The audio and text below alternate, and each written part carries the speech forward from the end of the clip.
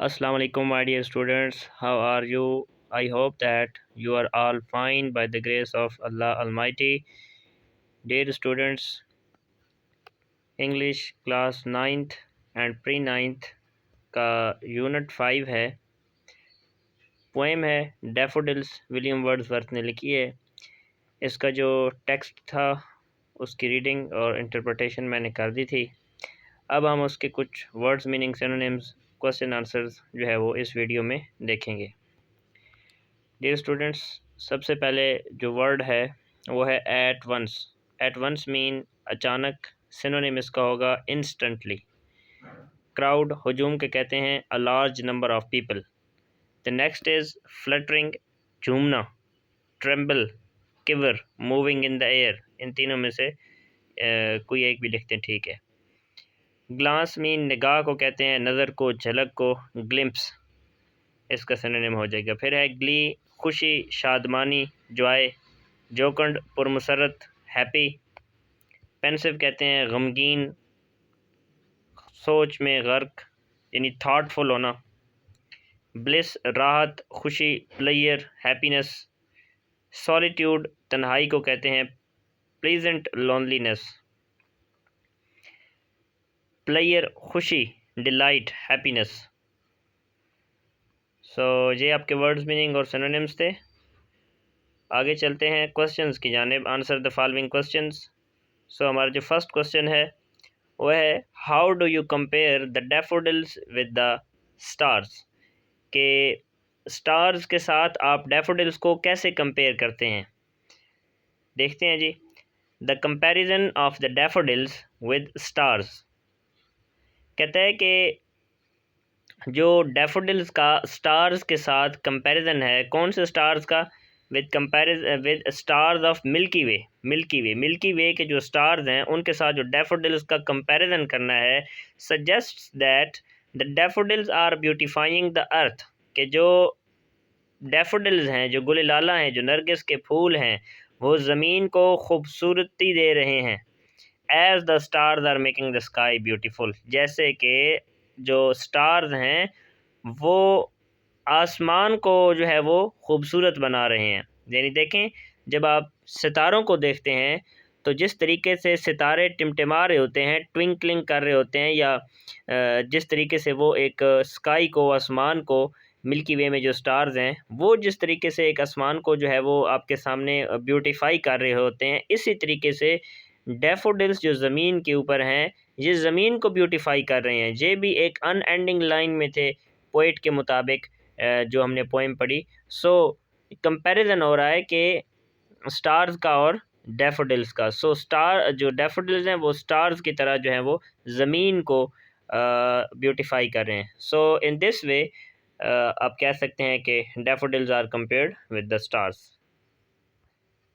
Okay, the next question is how does the poet feel in the company of the daffodils.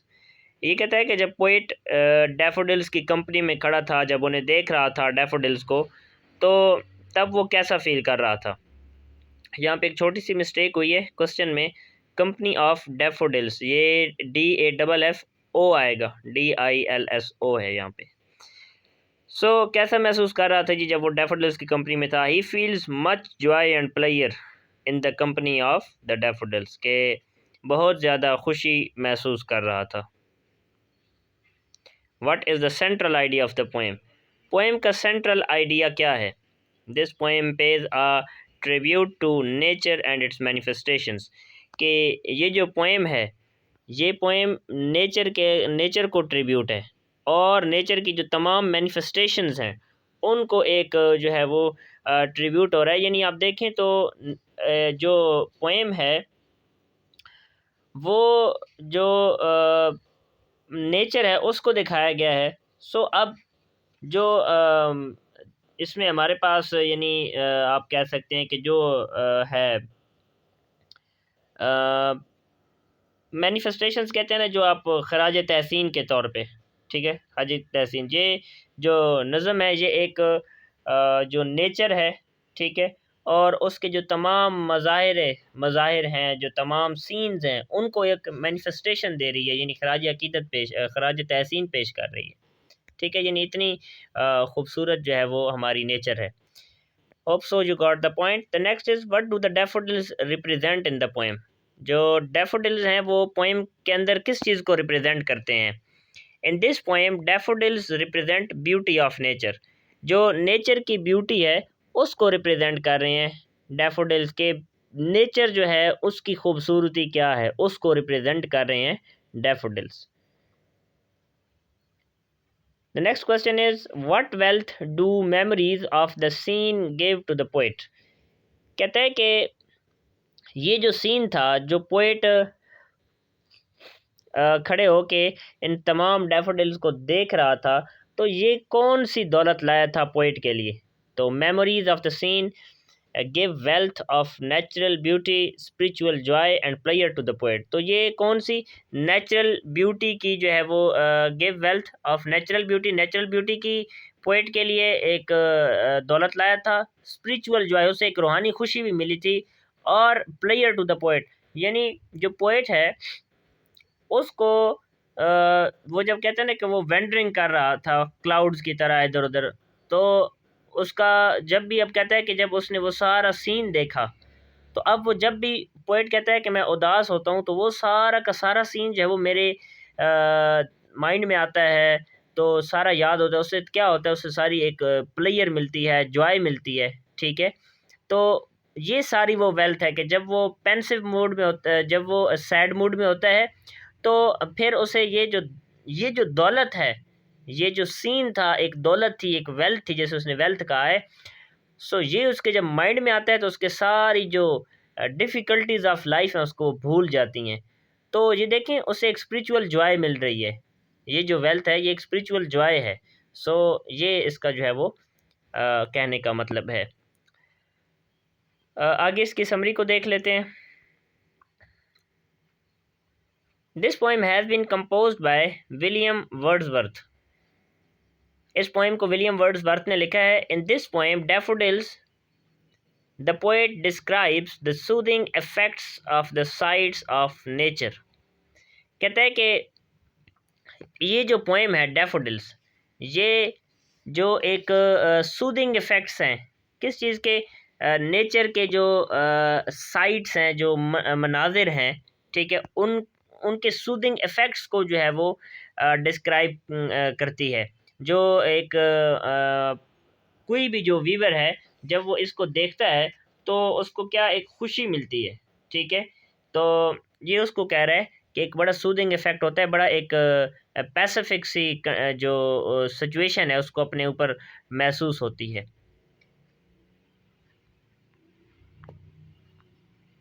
In his view nature gives the relief to the poet when he is in grief. Poet कहता है अपने बारे में कि जब भी वो जो पोएट है वो ग्रीफ में होता है, यानी परेशान होता है, दुख में होता है, तो ये जो है नेचर है ये उसको बहुत सुकून देती है। Once the poet was wandering lonely like a cloud. एक दफ़ा जो पोएट है वो क्या कर रहा था, एक क्लाउड की तरह वेंडरिंग कर रहा था। सडनली ही सा अ लार्ज नंबर ऑफ फ्लावर्स। अचानक उसने एक बड़ी तादाद में डैफोडिल्स देखे, growing along the bank of the lake under a tree. वो जो फूल थे जिन्हें डैफोडिल्स, जो गुल नरगिस हैं, वो कहते हैं कि वो एक दरख्त के नीचे और एक लेक के साथ साथ जो है वो उगे हुए थे। सो पोएट ने यहाँ पे ये कहा है कि जो पोएट था वो क्या कर रहा था, क्लाउड्स की तरह जो है वो वेंडरिंग कर रहा था। ठीक है, इधर उधर मंडला रहा था। इतने में उसने बहुत खूबसूरत लंबी तादाद में एक फूल देखे जो कि एक दरख्त के नीचे और एक झील के किनारे पे जो है वो उगे हुए थे। The flowers were waving in the cool breeze. जो फूल थे यानी जो डैफोडिल्स थे वो वेव कर रहे थे कूल ब्रीज में, ठंडी हवा में। The flowers seem to be dancing happily. और वो फूल ऐसे नज़र आ रहे थे जैसे कि बड़ी ही जो है वो खुशी से वो डांस कर रहे हों। The beauty of daffodils was more charming than the waves in the lake. कहता है कि वो जो वेव्स लेक के अंदर बन रही थी, देखिए जब हवा चल रही है तो वो पानी के अंदर वेव्स भी बन रही हैं, तो कहता है वो जो लेक के अंदर वेव्स बन रही थी उनसे भी ज़्यादा चार्मिंग जो लग रहे थे वो डैफोडिल्स थे, वो ज़्यादा खूबसूरत लग रहे थे। This the poet was very very much delighted to see this beautiful sight. So poet कहता है, जो पोइट है, जब पोइट ने ये मंज़र देखा तो वो बहुत ज़्यादा ही जो है वो इस खूबसूरत मंज़र को, साइट को देख के खुश हो गया। आगे जो व्हेन लिखा हुआ है इसको यहाँ पे आप छोड़ दें, कट कर दें, नेक्स्ट आ जाएँ। When the poet reached home, जब पोएट घर पहुँचा, he often remembered the sight of daffodils, वो अक्सर जो है वो डैफोडिल्स की साइट को याद करता।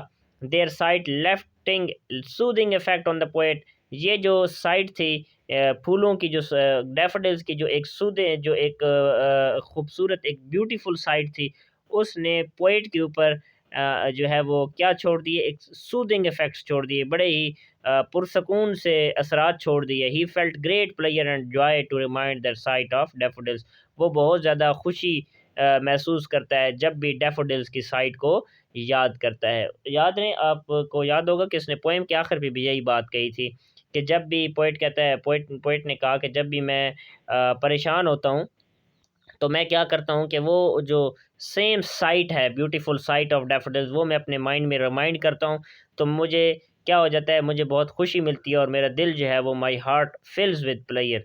सो ये इसका जो है वो कहने का मतलब है।